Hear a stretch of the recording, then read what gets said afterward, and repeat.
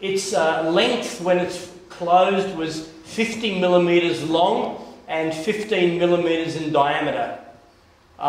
Fully opened, it's 50 in diameter, 75 millimeters long. And here, instead of seeing the body as a kind of a closed container that bounds the self and is the beginning of the world, here the body is seen as a much more porous environment in which an artwork can be inserted. So the body here is not a site for the self, but simply for a sculpture. Okay. Oh, wow. It's really sensitive now. So here's the sculpture. It's the size of a small fist when it's fully opened. It had to be constructed with the help of a microsurgery instrument maker and a jeweler. A jeweler couldn't work small enough. Some of the components in this sculpture had to be done under magnification. It was a project that lasted for 2 days to shoot 15 minutes of video inside the body, and we used a medical endoscope to do that. So there were 2 tubes inside the body, one that was the control cable of the sculpture and one was for the medical endoscope that documented the insertion. Okay, Chris, can you, next slide. And can we go to the extended arm in this clip, extended arm, yeah. So a clean shot of the inside of the stomach, the entrance of the stomach, the exit of the stomach. Okay. As well as the body being invaded by technology, I was always intrigued with the body performing involuntarily. I mean, in a way, the body is a kind of zombie body. This idea of free agency is essentially a Western metaphysical construct. I mean, when we, even on our sort of daily functioning, we often function automatically and habitually. The only time we become aware of our bodies is if we trip and fall over, if we get sick, or perhaps if we do yoga. Ordinarily, we're functioning automatically and habitually. In other words, the body doesn't really have a mind of its own. It's a kind of zombie body. But we can also argue that the body has always been a kind of cyborg body or prosthetic body. In other words, what determines our humanity is our technology. So ever since we evolved as hominids and developed a bipedal locomotion, 2 limbs become manipulators and we begin to construct instruments, cultural artifacts, machines. So in other words, technology has always been coupled to the human body.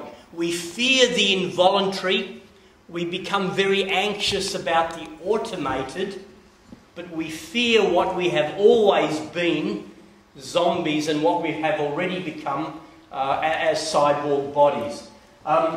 This performance was a performance done for Telepolis in 1995, where we developed a touchscreen interface. And by touching the muscles on the computer model would produce the movement, and then a second later, using this muscle stimulation interface box. Chris, next slide please. Yeah. People in the Pompidou Centre in Paris, the Media Lab in Helsinki, Doors of Perception Conference in Amsterdam were able to remotely access and activate my body in Luxembourg.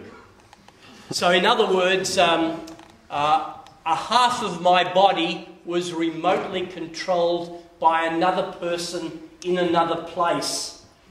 From the point of view of the programmer could project his or her physical presence to a remote body. This body, on the other hand, becomes a host enabling the behaviour of a remote agent. This performance was only done in a local space in Avignon in 2000, and it uses an extended arm, but in this case my left arm is pre-programmed, so the movements of the left arm are occurring simply through this computer program interface to the muscle stimulator. Simultaneously on the other side, my other arm is extended to primate proportions. So it's a kind of a voltage in, voltage out situation. Voltage in, involuntary movement. Voltage out, controlling an extended manipulator. Sound was also used in this performance.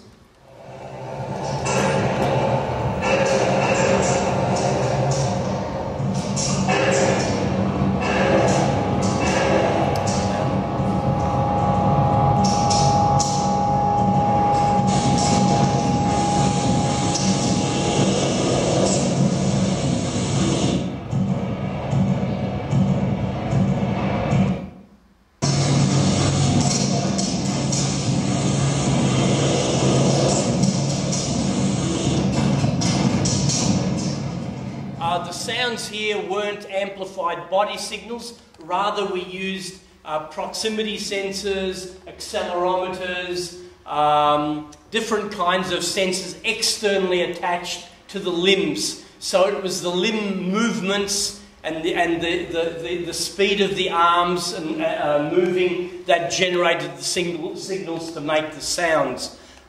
This performance was for 4 hours continuously, so it was a kind of body installation, and it was also web streamed. We constructed a VRML model that mimicked the movements of the mechanical manipulator. So that was on the website as well. So you had a web streaming of the actual video that was shot in that performance, and you had a VRML model that mimicked the mechanical movements. And it was a kind of split body experience. So again, a part of your body is involuntarily moving, the other part is extended and controlling a mechanical addition to your body. Okay. Ping body was different. Instead of people in other places activating and moving the body, here we use the ping protocol in Unix. Live during the performance we pinged 40 global locations. The reverberating signal comes back to the host computer, is measured in milliseconds, is mapped to the body's muscles through the stimulation system, so the body becomes a kind of crude barometer of internet activity. If we pinged China, for example, the signal comes back very quickly. There is very little movement, very simple and very few movements. If we ping the United States, the signal comes back maybe in 2,000 milliseconds.